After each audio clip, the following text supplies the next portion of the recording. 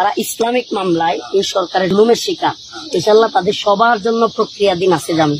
এখানে যেন কেউ উশৃঙ্খলা না করে এবং তাদেরকেও ইনফরমেশনটা দিতে যে মামলাই আছে, ট্যাগ দেওয়া হোক, রাজাকার, জঙ্গি, যা ট্যাগ দেখ, যদি কেউ অপরাধী না হয়ে থাকে, হেফাজতের আলেমরা সহ আলহামদুলিল্লাহ সবাই বসছে যে এই আলেমদের আপনি সহ যারা আছে মাজলুম বন্দীদের মুক্তির একটা প্রক্রিয়া চলতেছে।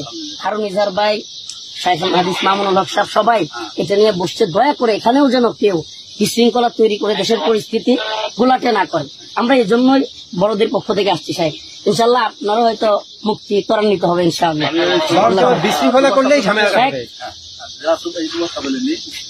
আপনি ইনফরমেশন দিয়েন স্যার, আপনি বললেই কিন্তু হয়ে যাবে যে আপনি সবাই বলে দিবেন যে রফিক আসছিল, যে উপরেও তোমাদের ইয়াগুলো নিয়ে আলোচনা হচ্ছে যে তোমাদের মুক্তি, ইনশাআল্লাহ অযথা এখানে বিশৃঙ্খলা করো না, কেউ মুক্তি হবে, আমি ওদেরকে বুঝিয়ে দিচ্ছি ইনশাআল্লাহ।